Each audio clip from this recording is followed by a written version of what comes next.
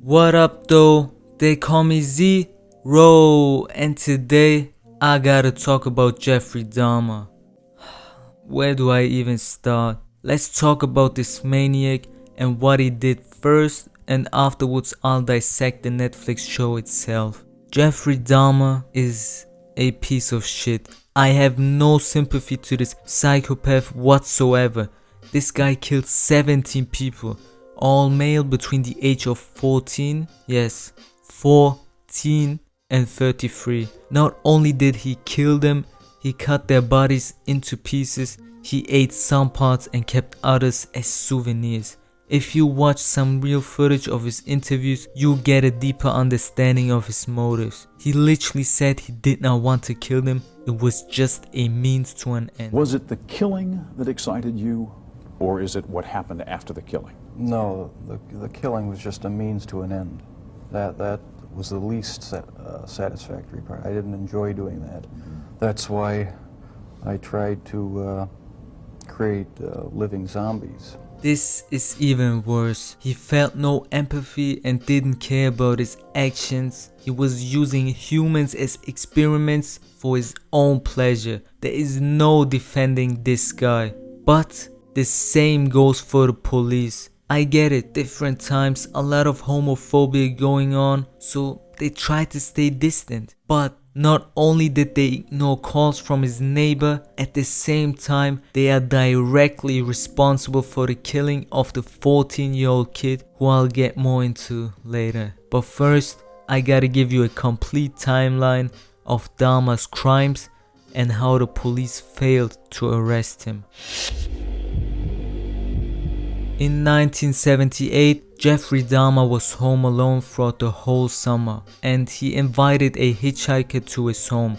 When the guy wanted to leave, he hit him in the back of the head with a 10-pound dumbbell. Dahmer then dissected, dissolved, pulverized and scattered the remains throughout his backyard. He later stated he only killed him because he wanted the hitchhiker to stay. Dahmer then attended college but got kicked out rather quickly due to his alcoholism. After that, his father forced him to join the army, where he served in Germany from 1979 to 1981. He got kicked out the army as well. After his drinking continued to cause problems, his father sent him to live with his grandmother. Around that time, he was frequently visiting gay bars and bathhouses, where he would drug and rape men. He got arrested twice, once in 1982 and one time in 1986. But he only got charged for exposure and only faced probation. He never got charged for the rapes itself. In 1987, he killed his second victim. He picked him up in a bar, took him to a hotel, drugged and killed him. He later stated that he had no memory of the actual murder, but rather just woke up seeing the dead body of the victim laying next to him.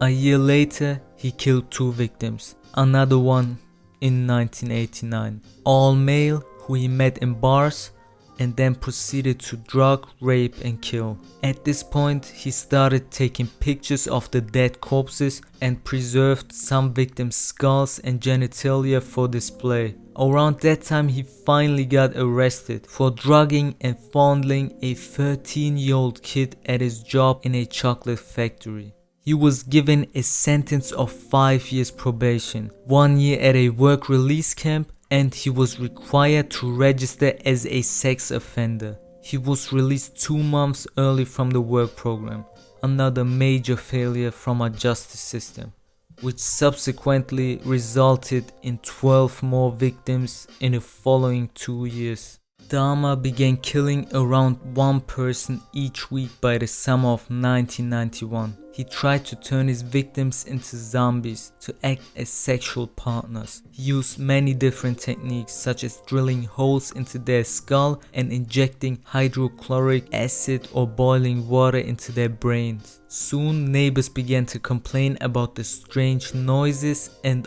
awful smells coming from Dahmer's apartment. One victim, a 14-year-old kid actually managed to make it out onto the street to ask several bystanders for help. When Dahmer returned, he convinced the police that this kid was simply his extremely intoxicated boyfriend. The officers failed to run a background check that would have revealed Dahmer's sex offender status. It might seem harsh, but I think these officers are directly responsible for the death of this young kid and the deaths of the following 4 victims, as they failed to do their job and intervene.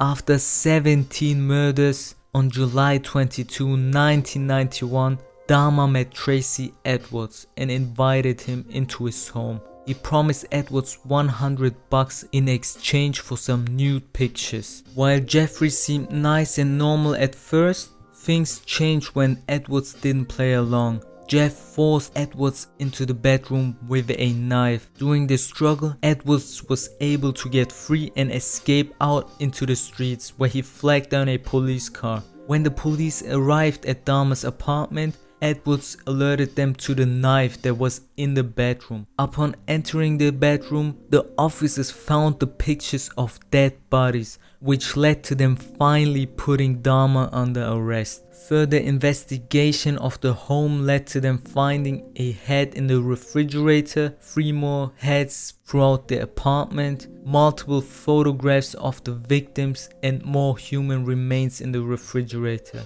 A total of 7 skulls were found in his apartment, as well as a human heart in the freezer. After being taken into custody, Dahmer confessed and began revealing the gruesome details of his crimes to the authorities. He was sentenced to 15 life terms for a total of 957 years in prison. During his time in prison, Dahmer was attacked twice by fellow inmates. Dahmer was found still alive but died on the way to the hospital from severe head trauma.